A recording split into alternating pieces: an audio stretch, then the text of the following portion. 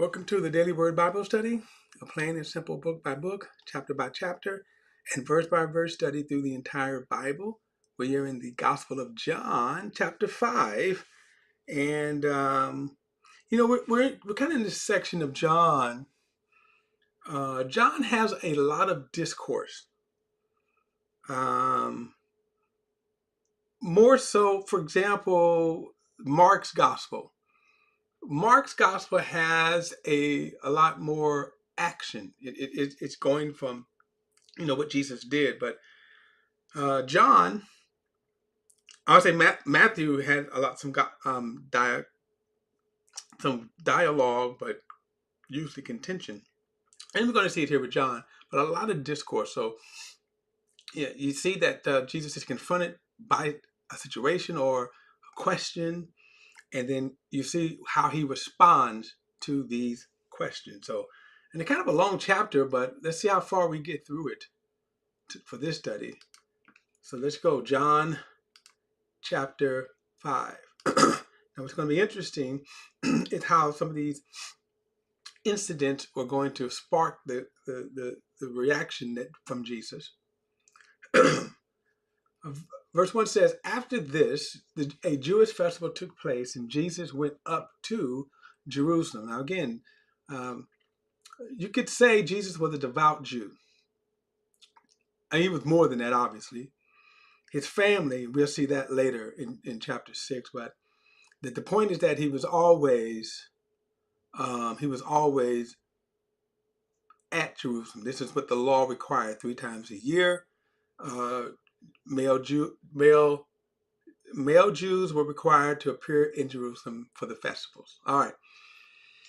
So verse 2 says, by the sheep gate in Jerusalem, there is a pool called Bethesda. Bethesda, I think it is. I want to say Bethesda, but it's not Bethesda. In Hebrew, which has 5 colonnades, within these lay a large number of the sick, blind, lame, and paralyzed. Now, here you're going to see verse from this point on, and in verse 4 is in italicized. When you see this here, let me just see something right quick. Because I want to make a point from this. The italicized means that it wasn't in the original manuscripts. Now, in order to understand, for example, why we have our New Testament,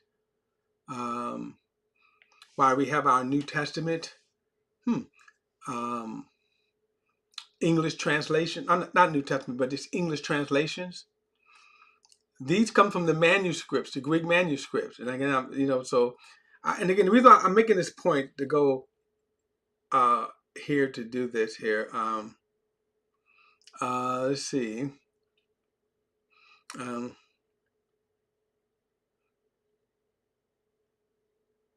All right.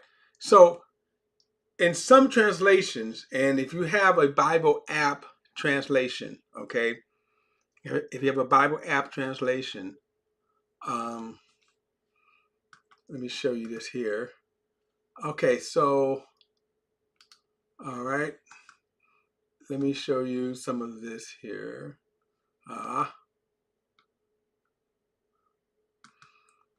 We're doing a little, I don't know if you can see this here. I'm trying to, all right, okay. So there are several Bible apps online.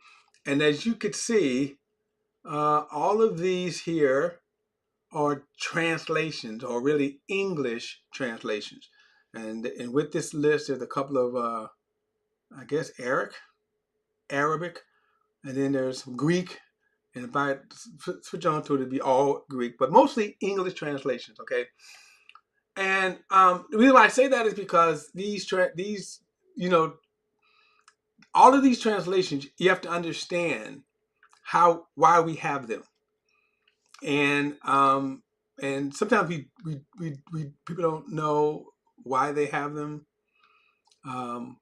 We kind of think Jesus might have spoken Greek, whatever, but he didn't.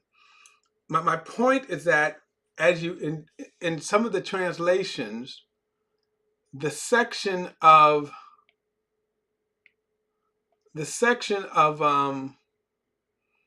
let's see here.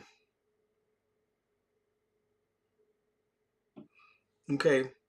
I think in the King James there are no italicized here. And now we'll get into the reason why. But then the other newer translations, they have the italicized. Okay, the New King James doesn't have them. Now the reason why I'm saying that's important because sometimes with these italicized, they let you know that in certain manuscripts there are certain groups of manuscripts. And the reason why I say that is because when you get into what is called scriptural criticism, and you hear people today that will say how sometimes in error the Bible is.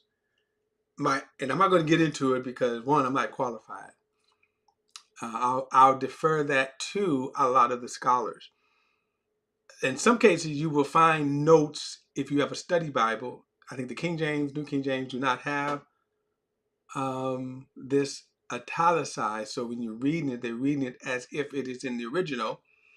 And then there are some translations that when it have rating for the moving of the water, because an angel would go down into the pool from time to time and stir the water, then the first one who got in after the water was stirred up recovered from whatever ailment he had. Now, this is kind of interesting. I think it needs to be understood because if you ever run across this, someone is going to maybe use this to say your Bible is in error. And that's what I wanted to say is that, okay, when you read the statement, and sometimes there are statements that said, okay, what, for example, there is another in Matthew chapter, I want to show you this. I didn't mean to kind of go this way, but it's really worth us to talk about this because in today's climate, there is a lot of let me see if I can find this. I'm going to show you something right here.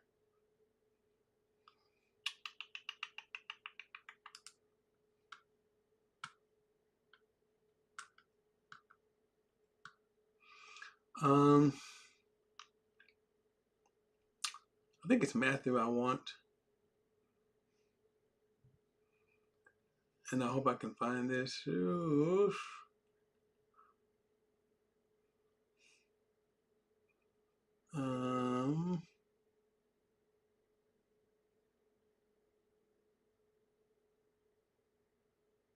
Okay, let's see. Here's another one that that is always, in a sense, in question. And he says here,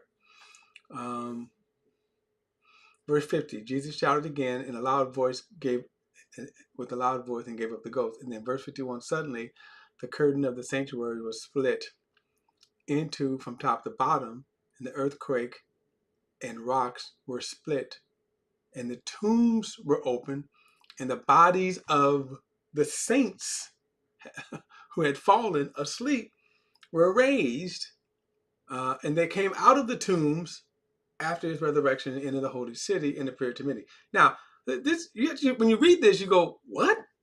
Okay. It is like, did this really happen? Now, what's amazing, I'm reading from the Holman Christian Standard, and they don't put this in italicized. Other translations do put it in italicized, okay? Which is amazing because it's almost like, what, really? But anyway, so the question is that when this is either true or what? because you hear nothing about this ever in any other passage of Scripture, that the tombs were open and many bodies of the saints who were fallen asleep. In other words, was Abraham and David and all, King Josiah, all them, were they walking around Jerusalem appearing to meet people? Notice it, and they came out of the tombs after his resurrection. Again, there's just absolutely nobody referred to this. In other words, they came out of the tombs, right? If this kind of happened, the fact that they came out of the tomb, at some point you should have some kind of somebody saying this, right? Now, so what's going on here? Some people believe what is called, this kind of got inserted in as a scribal error, found its way in. Usually they will mark this. Okay.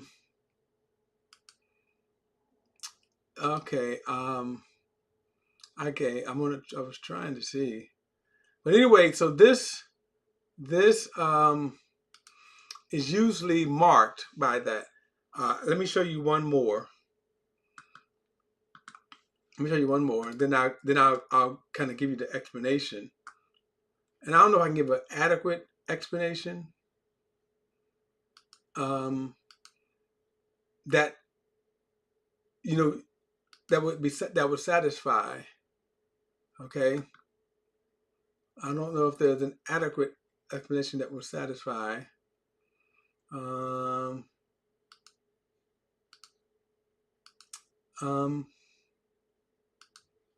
right, but this is Luke's gospel, and in verse 15 it says, "Go into all the world and preach the gospel to the whole creation. Whoever believes and is baptized will be saved. Whoever does not believe will be condemned." Now, this I'm not going to read all that. This section here, and if you notice, where does the italics begin?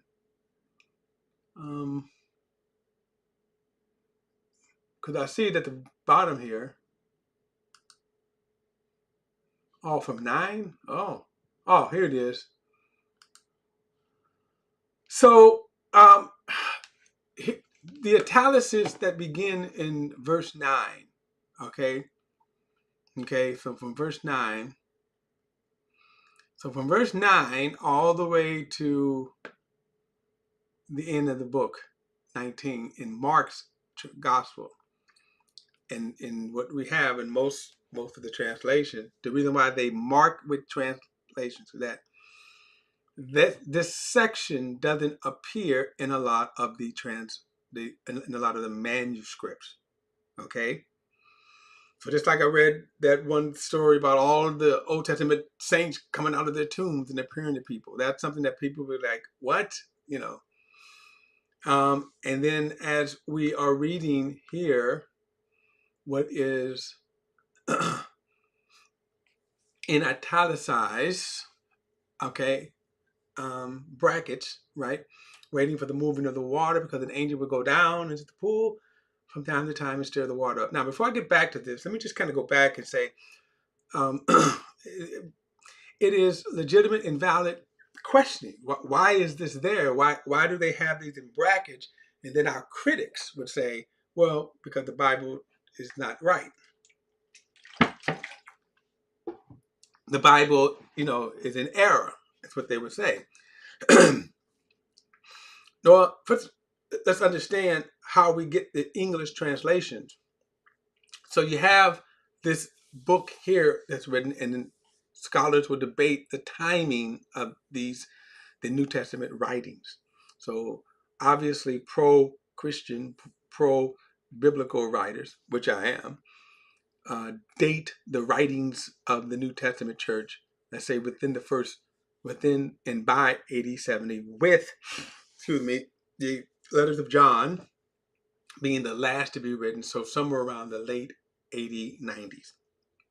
Okay, again, that's for the scholars to debate, because I'm not qualified to say from a scholastic this is true or not true. But when these were written, then later you had the copies of the New Testament. So you have copies upon copies. So why was that? The original letters, which we do not have today. So when, in this case, John wrote this letter, the materials that they used were what's called the dried out papyri plants. And then the ink, we don't, okay, which wasn't ink as we know it, but it could have been smudged ash, um, charcoal, something like that, right? You mix it up, and that's what was, their version of ink, and they would write this down, but they would write it on dried out papyri plants. These plants were so flimsy they did not survive; they would wither. But in the meantime, what you would have is then copies upon copies written down. So I'm old enough, and we don't even have this. But back in the day, you would have a tape recorder. Okay, now we have a phone, right? But back in the day, you would have tape recorders. I think I still have some of these tapes too. So all these all sermons and stuff, they were recorded, and then us poor folks, we had these little video cassette players. You put it in, you can play. Now, if I wanted to dub a tape, I would get another tape recorder, set them side by side, and get a blank tape and then tape it. Okay. Now, the reason why I'm bringing that up is because that method obviously is not the best. You get sounds, you don't always get clear sounds. Watch it, and then sometimes things could be, like if you were dubbing what I'm saying right here, you could miss a sentence, you could miss a word. All right, so then now you got a copy of a tape, and then you got copies of copies of copies, and of course, back in the New Testament, they were not worrying about copyright. Okay, some Bible translations right now you can get sued. Okay, but back then they wasn't worried about that. They was like, the more the merrier. So people would copy, and they would have copies upon copies upon copies, right? Now, some of these copies, of course, over time became fragments. You had certain sections, entire sections maybe, but because of the flimsiness of the material, you would have these different copies. And over time, when they began to collect these copies, then you could piece them together. Now, also you had groups of copies. Okay, you can get into that kind of scholarly work. So this set of copies and that set of copies. So then it's copies upon copies upon copies. And so to date, we have some, I want to say 30,000 preserved copies. And these are copies of copies, anything from fragments to sometimes maybe whole to pages, right? But just copies. And you have enough of them where you could kind of piece together, for example, the Gospel of John. Okay?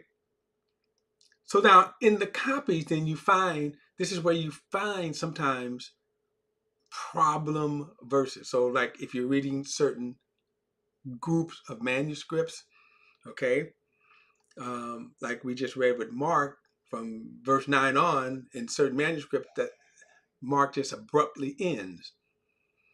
So where did the other come from? I don't know. But in this case here, when they would see that, okay, waiting for the movement of the water, well, that was problematic because like, what? What do you mean the moving of the water? Okay. And um, but again, the point here is that there were certain manuscripts you didn't see this, or if it was in the manuscript, they can say, well, something's not right. It would be like if you're looking at this letter here, and then all of a sudden it might be a different type of font. for lack of a better term, okay? And that was kind of the what we would call cut and paste, but horribly. In other words, the point is that the the scholars said there's an issue with this, so that's why they put it in brackets. Okay, I'm gonna pick this up in the next verse. It's important to just kind of understand that, because let me just say this in closing. While people pick at this but try to say that the Bible is not reliable, it is reliable, because when it comes to truth, the truth of the gospel, okay, that part, yeah, you could probably kind of put a question mark. Like I could say definitely, like, okay, all of a sudden, you know, as in Matthew said, that all of a sudden the bodies, the tombs are open. That's a pretty big thing, that tombs were open. And how many tombs, right? How many people actually got out of the tombs and walking around and appearing, notice this, and appearing to people. Now, one of the testimonies that Paul wrote about the resurrection of Jesus, 500 people saw it. And many of them are alive today. So here you have that when people would say, yeah, it'd be something to be able to broadcast or to be able to report somebody raised from the dead in the fashion that Jesus raised from the dead. And nobody saw it. And the fact that Jesus did not hide it either. So now you're going to say the Old Testament saints came out of tombs and were appearing to people, and you have no testimony on it. So more on this later, but don't forget to like and share this video and subscribe to BP the Bible Perspective. And as always, if you have a thought or comment, add it to the comment section below. All comments are welcome, and I'll see you in the next study.